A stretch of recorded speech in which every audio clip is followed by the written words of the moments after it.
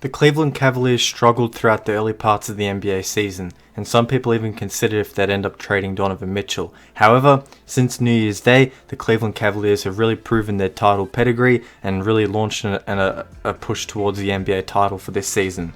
Over their last 21 games since the aforementioned New Year's Day, the Cleveland Cavaliers are 18-3, having won the most games in this period of time despite playing the least. The Cavaliers have the fourth best team in terms of offensive rating, which is really big considering they struggled in the first round of the playoffs in this exact same metric against the Knicks. The Cavaliers, not normally known for their offense, have really seen a boost in production from the bench and also a step up in the form of Donovan Mitchell, somehow increasing his level of play further. And you look at the team from the defensive end, spearheaded by Jarrett Allen and Evan Mobley amongst others. They currently have the best defense over that period of time since New Year's Day, currently first ahead of teams like the Timberwolves, Knicks and Red Hot Celtics. And when you look at net rating, basically the difference between these two metrics, they have a 14.5 net rating, which is far better than the Boston Celtics and the New York Knicks, some of the most informed teams in the NBA during this time.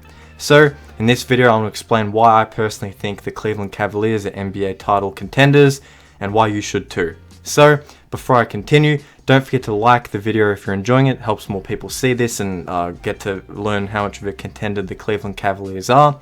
Don't forget to comment how far you think the Cavs will go this season. And then also, don't forget to subscribe to the channel for more NBA content as well, as I'd love to have you guys stick around.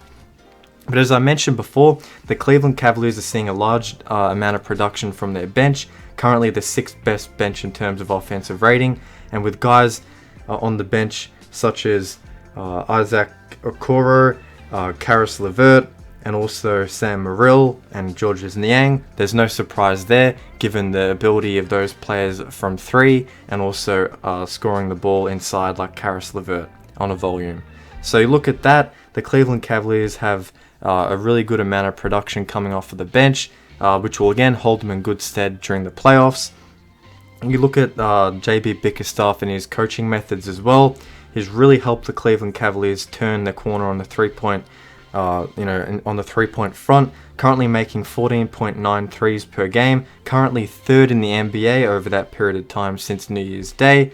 You also look at the Cleveland Cavaliers and many of the hustle stat metrics. In terms of second chance points, they have averaged 15 per game, good enough for 6th in the NBA. They also score the second most points per game in terms of fast break points over that New Year's Day to now period of time up to the All-Star break. And then they allow the fewest second chance points in the league of any team to their opponents. So clearly making the most of their opportunities on the offensive end and reducing and really playing a disciplined brand on the defensive end to really restrict their opposition's ability. When you look at the team, it's led by Donovan Mitchell, who I mentioned before is playing an elite level of basketball, averaging 28 points per game, shooting 36% from 3 on 9 attempts, and also dishing out 6.3 assists per game.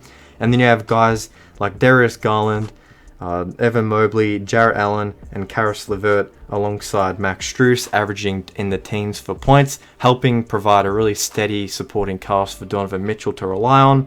And you have elite level shooting from guys like Sam Merrill, Georges Niang, and also, rather surprisingly, Isaac Okoro, who's shooting 39% from 3 after some struggles in the previous seasons.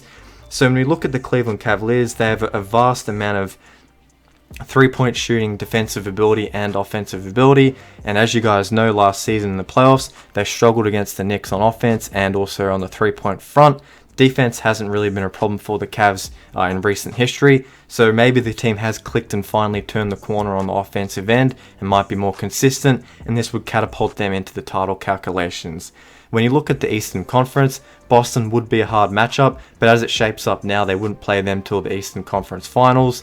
You have the Bucks, who are struggling. You might be able to get past them. Giannis Antetokounmpo obviously drives and relies on the paint, and the Cleveland Cavaliers obviously have some ability to stop him there.